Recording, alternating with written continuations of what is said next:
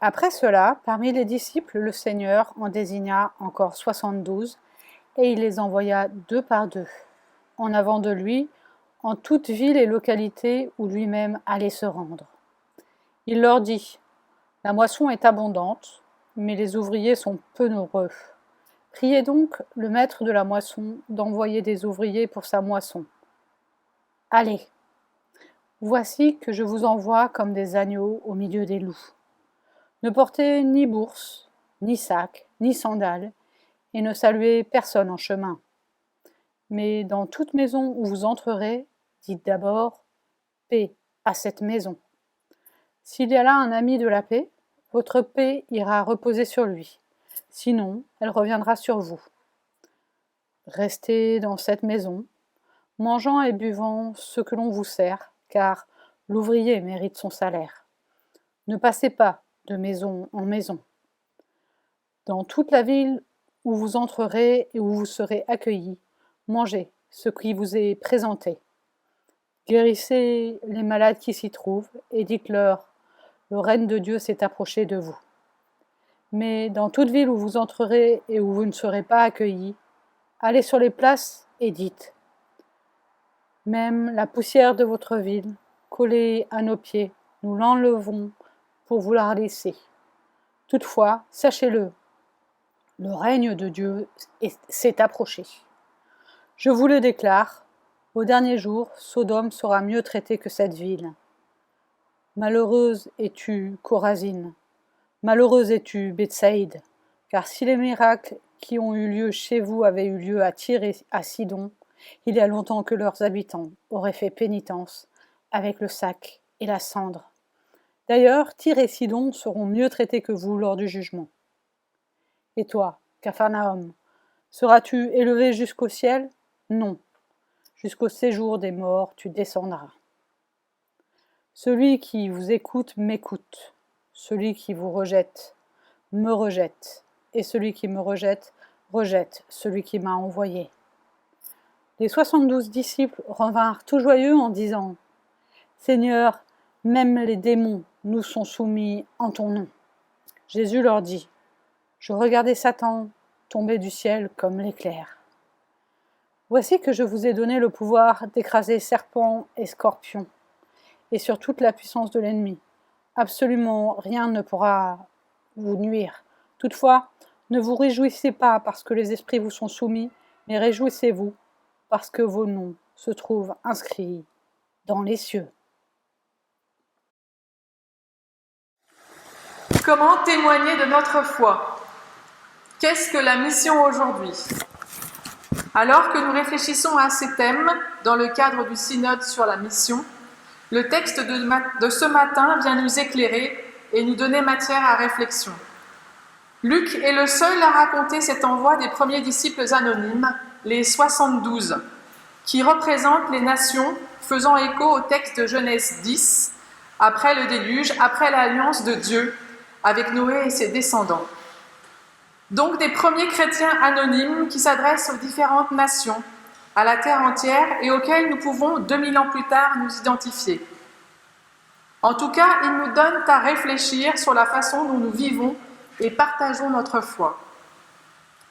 Et c'est pour ma part, en effet, une vraie question, peut-être la question d'une vie, celle du témoignage, de vivre et de partager sa foi. Une question à remettre sans cesse à l'ouvrage, dans un chemin de vie fait de tâtonnements, de joies, de rencontres, de doutes, de remises en cause, etc. Car s'il existait une bonne manière, une recette à appliquer, ça se saurait. En tout cas, c'est une question centrale pour un début de ministère, pour le mien, que j'ai la joie et la gratitude de commencer ici au Temple de la Rencontre. Et j'en profite tous pour vous remercier, le conseil presbytéral, la paroisse, Céline, d'avoir accepté d'accompagner mon proposana. C'est d'ailleurs avec beaucoup d'émotion que je suis là ce matin. Et c'est aussi, je pense, une question centrale pour toute communauté, me semble-t-il, pour chacun d'entre nous aussi, car nous sommes tous appelés à témoigner dans le cadre du sacerdoce universel. Être envoyé en mission. Oui, mais comment ? Nous sommes ici et là, maintenant, avec ses disciples anonymes et Jésus qui les a appelés, comme il nous a appelés. Et il nous dirige pour partir en mission. Il n'y a pas moins de 9 impératifs. Et c'est un vrai mode opératoire, un guide qu'il va détailler pour chaque binôme. Tout d'abord, regardons de plus près cet envoi et le caractère paradoxal de la situation entre le descriptif de la mission et l'équipement recommandé pour partir. Une mission périlleuse et immense, presque impossible pour reprendre le titre d'un film éponyme, et un équipement réduit à sa plus simple expression, voire un non-équipement prescrit face à l'immensité de la tâche. Allez, je vous envoie. La moisson est abondante, mais les ouvriers peu nombreux. Allez, je vous envoie comme des agneaux au milieu des loups. La moisson est abondante, les ouvriers peu nombreux. On voit bien, en ce début d'été, au moment des récoltes, on voit bien les champs de blé, les immenses champs, et le temps qu'il faut pour moissonner. Bien sûr, à cette époque, il n'y avait aucun moyen technique. Et donc, les 72 autres disciples, ces chrétiens anonymes, et nous aussi, nous sommes appelés à partir dans le plus grand dénuement. On pourrait même dire dans le plus grand inconfort. Pas de sandales, pas d'argent, pas de ceinture, pas de contact en chemin. Donc, pas de divertissement en cours de route. Car ce qu'ils ont à partager, ce qu'ils ont à transmettre dans chaque maison, dans chaque ville, n'est pas matériel ni monnayable. C'est la paix, le shalom, la paix en Dieu. Et cette paix nous est donnée par la grâce de Dieu à chacun, chacune, gratuitement, de manière inconditionnelle. Paix intérieure, plénitude de ce savoir enfant de Dieu, aimé et justifié par la grâce. Voilà ce dont nous sommes dépositaires et que nous avons à transmettre. Les disciples partent sans rien, mais précédés et accompagnés. Précédés par l'appel, et c'est ici Jésus qui désigne chaque disciple et qui l'envoie, non pas seul, mais 2 à 2, et aussi accompagnés par l'Esprit de Dieu. C'est d'ailleurs la première consigne adressée aux disciples par Jésus. Priez donc le maître de la moisson. Le bagage des disciples tient en cette confiance en Dieu, en le fait de se savoir choisi, envoyé et accompagné. C'est aussi notre bagage.